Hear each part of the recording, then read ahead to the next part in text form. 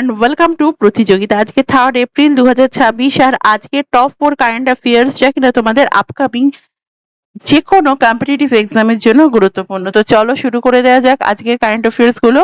আজকে প্রথম defence sector. India প্রতিরক্ষা খাতে ইতিহাস তৈরি করছে। ডিফেন্স এক্সপোর্ট এক লাফে আকাশ ছুঁয়েছে। ফিনান্সিয়াল ইয়ার 2025-26 ভারতের ডিফেন্স এক্সপোর্ট পৌঁছে গেছে 38,424 কোটিতে।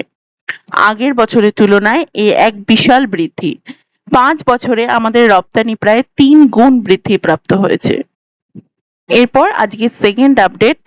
কলকাতার জন্য সবথেকে বড় খবর, জিআরএসই তে তৈরি হয়েছে আইএনএস সন্ধ্যায়ক। 30শে মার্চ এটি নৌবাহিনীতে সামিল হয়েছে। এটি কিন্তু 80% দেশীয় প্রযুক্তিতে তৈরি, যা আত্মনির্ভর ভারতের এক বড় উদাহরণ। চলে যাব আজকে থার্ড আপডেট, কৃষিক্ষেত্র।